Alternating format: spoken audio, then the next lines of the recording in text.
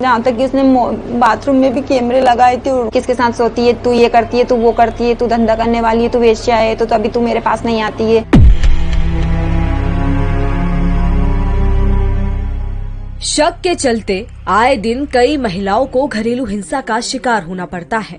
SDM ज्योति मौर्य के case के बाद से महिलाओं को अब और ज्यादा शक की निगाहों से देखा जा रहा है। खबरें तो ये तक हैं कि कुछ पुरुषों ने अपनी पत्नियों की पढ़ाई इसलिए छुड़वा दी ताकि उन्हें धोखा न मिले। ब्लैकबोर्ड सीरीज में देखिए ऐसी ही महिलाओं की कहानी जिन्हें पति के शक के चलते अपनी पढ़ाई या जॉब छोड़नी पड़ी।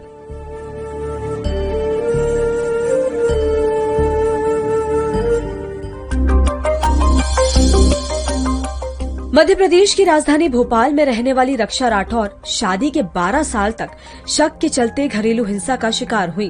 12th में थी तो तब मेरी शादी हो गई थी। तब मैंने फिर भी जैसे तैसे करके 1 साल उन्होंने बोला था कि हाँ मैं पढ़ा दूंगा फर्स्ट ईयर तो करवाया था उन्होंने मेरा। शक की वजह से उनके पति ने उन्हें आगे बढ़ने की इजाजत नहीं दी। जब मैं उस चीज का विरोध करने लगी ना तो मेरे साथ बहुत ज्यादा मारपीट करने लगा। ऐसे धीरे धीरे मतलब टॉर्चर करते थे।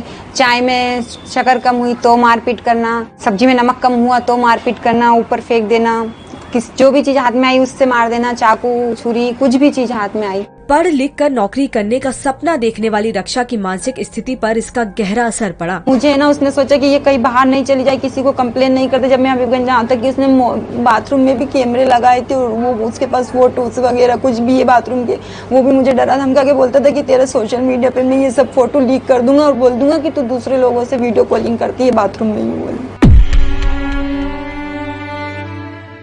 रक्षा ने जब अपनी दास्तां परिवार वालों को बताई तो उन्होंने ये कहकर बात टाल दी कि महिलाओं को ये सब सहना पड़ता है, तुम भी बर्दाश्त करो। मुझे मतलब जो शरीर पे चोटें आई ना वो घाव भर गए, लेकिन जो मेरे मन में घाव लगे ना, उसने जिस तरह से मुझे टॉर्चर किया ना वो तो मैं कभी भी नहीं भूल पाऊंगी। इसके बाद मेरी मुलाकात ममता से हुई, जिनका सपना पुलिस वाली बनना था, लेकिन पति के शक के चलते शादी के बाद उनकी पूरी दुनिया ही बदल गई। उससे देख के मुझे डर लगता था तो कभी हिम्मत ही नहीं हुई। अब रात में हमेशा पी के आना, लड़ना झगड़ना, उनकी चाय भी दारू थी।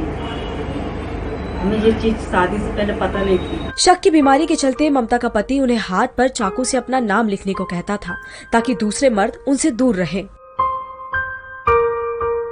भोपाल से 40 किलोमीटर दूर बैरसिया में मुझे कला मिली, जिनकी जिंदगी भी कुछ हद तक रक्षा और ममता जैसी ही है। मेरी खास जो जमाई है, मेरी लड़की अभी शादी हुई, अभी साल भर ही उस पे तक ही उसने शक किया। जेंट्स लोग से किसी से बात मत करो, लेडीज से भी यदि बात कर रही है तो उनके ऊपर भी शक है। पति के शक के चलते कला, रक्षा और ममता जैसी कई महिलाएं अपने जीवन की असली खुशियां भूल गई हैं, जो समाज की पितृसत्तात्मक सोच को बखूबी बयां करती है। ऐसे ही मुंबई, महाराष्ट्र और देश की तमाम खबरों को देखने के लिए आपका न्यूज को सब्सक्राइब कीजिए, लाइक कीजिए और बेल आइकॉन का बटन दबाना ना भूलें।